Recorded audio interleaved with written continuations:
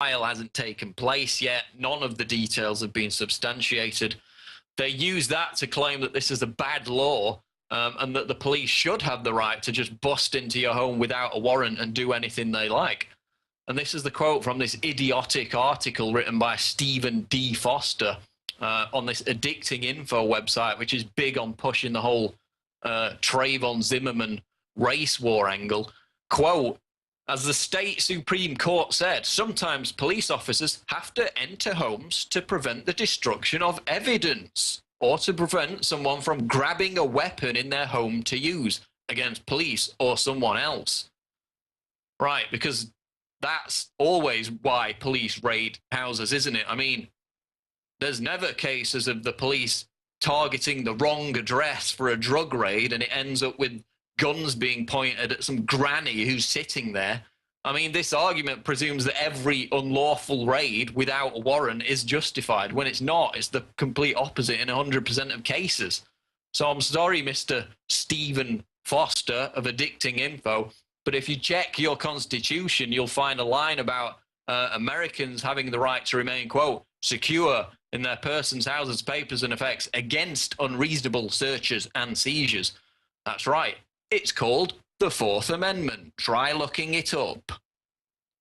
Next story, how the elites manipulate big stocks and why they're failing out the Daily Bell. Where has all the trading gone? It's one of the biggest mysteries on Wall Street. How can stocks be in their fourth year of a bull market and trading activity be so low? And this is the dominant social theme being put out. What's wrong with the stock market? It's just in the doldrums and will recover shortly. In fact, it already did.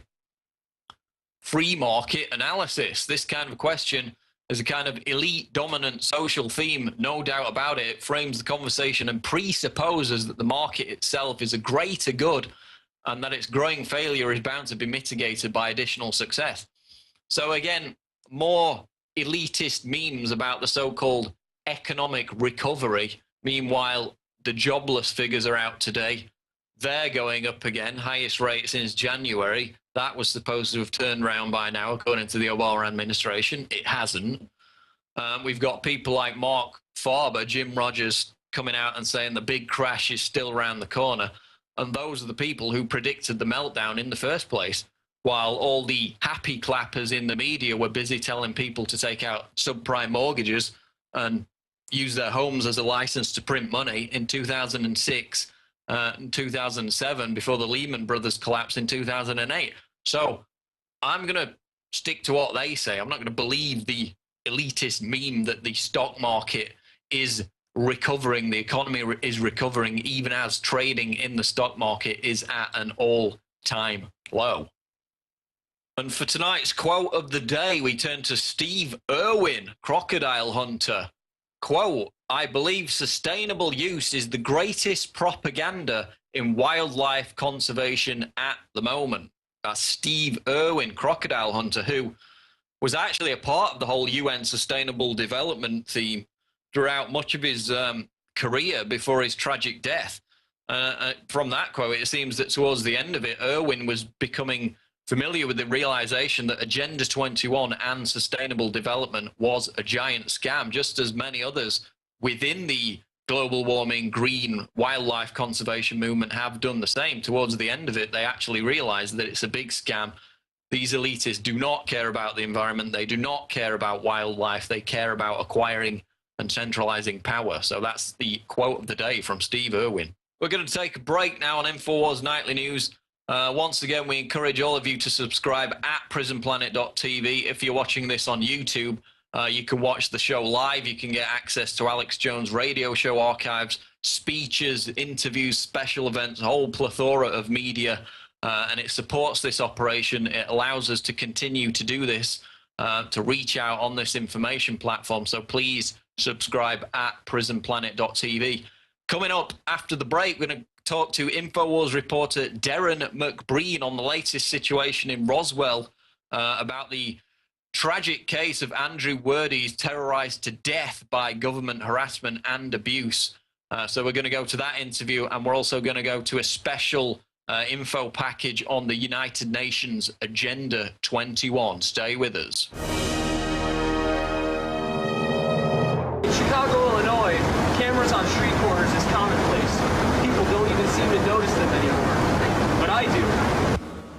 welcome to INFOWARS. I'm Kyle Phillips. Today we're talking about the growing police state and really what that means.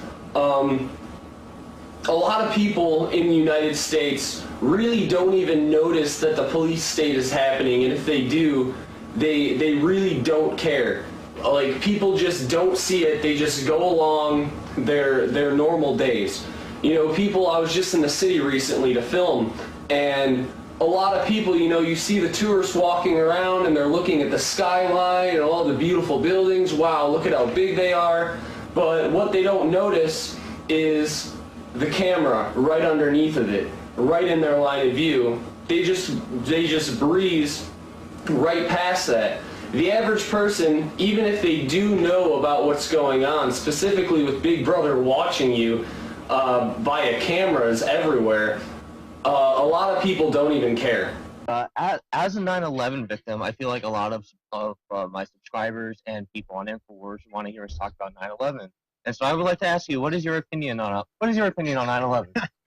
Well, there's three things to consider on 9/11. One, was there inside information before the event? Two, did the people with that inside information participate in the event? And three, were they doing so on behalf of some foreign interest or governmental interest? On the first one, the answer is unequivocally yes. That people had inside information before the event. We see this telegraphed to us in the options market and the players involved. Buzzy Krongard, who was at Alex Brown, who then went to work with George Tenet at the CIA, the direct pipeline between the CIA, Alex Brown, where we know that $5 million of profits from airline put trading was never collected. My theory is that it was a Morgan Stanley broker in the South Tower who died in the event, who could have lived had he escaped, but decided to stay and trade those options. That's very interesting. And died. And we're working on a film about that called Broker Zero. Oh, wow. That's very interesting. Yeah. Now, the other two scenarios, did the people who were trading on this information, were they helping to organize and plan the information, the event? I don't see any evidence to suggest that. I have no proof to say that that's so. Similarly, I have no evidence to suggest that they were any connection to a foreign government that was working in cahoots with these guys to do it. I don't have any proof of that, of those parts of the story. But I do know, unequivocally, I can state with assurance, because I talked to actually people in the Twin Towers, because Cantor Fitzgerald, who lost 600 people that day, they had purchased my company just months before the event. So I was in touch with those people. And I had also worked at Alex Brown as a stockbroker in the late 80s, late 80s. And I knew Buzzy Krongard. I met him a few times. Oh. So I'm actually, I know all the three sides of the triangle here. I know Alex Brown. I knew Cantor Fitzgerald. I knew the buzz on these airline puts, because the conversation at that time was, this is like the Morton Thiokol situation before the Space Shuttle Challenger blew up. You know, when the Space Shuttle Challenger blew up, the options on Morton Thiokol, which was the solid fuel booster rocket company, there was about a 10-second lag time where you could have bought those puts and made a killing. And I was one of these people. I was working at Oppenheimer at the time. And I was talking to people about these options trading as if something had blown up. And there people are like, yeah, but nothing has blown up. And then they're rumored. Well, there's a rumor that something is going to blow up.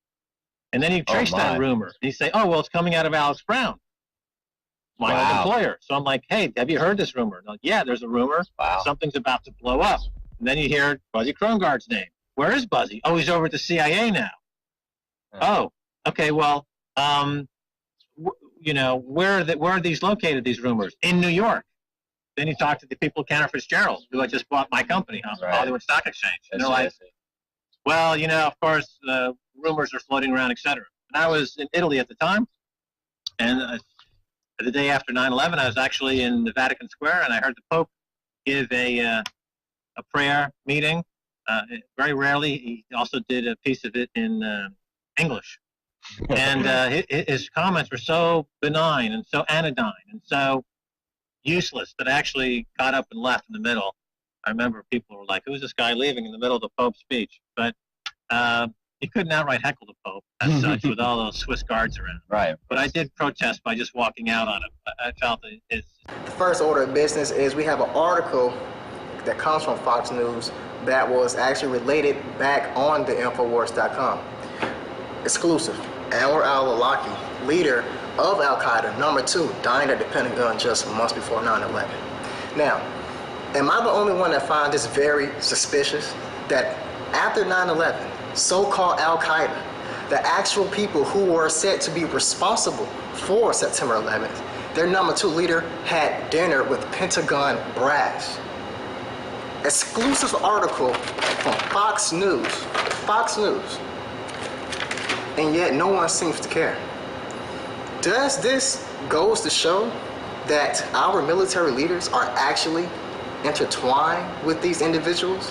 Like I said before, going back to the late 1970s into the 1980s, we see that the US CIA actually created Al-Qaeda to fight against the Soviet Union when they invaded Afghanistan. If I asked you if you could be considered a suspected terrorist, many of you would probably laugh.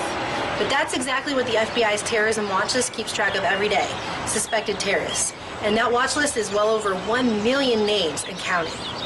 The FBI Terrorist Screening Center has put out a list of suspicious activities reporting guidelines entitled Communities Against Terrorism. These guidelines were given out to everywhere from beauty supply stores to electronic shops to airports and bus stations, instructing the workers there on how to look for a suspected terrorist by their behavior and who to report that to. Now, I think some of the behaviors on these lists would really surprise you. I decided to talk to a few people just to see if by the FBI TSC standards they could be considered suspected terrorists. Have you ever paid for a large purchase with cash? Grocery shopping, yeah. Have you ever mumbled to yourself in public? Often when I'm looking for directions. Have you ever paid for a large purchase with cash? Yes, I have. Have you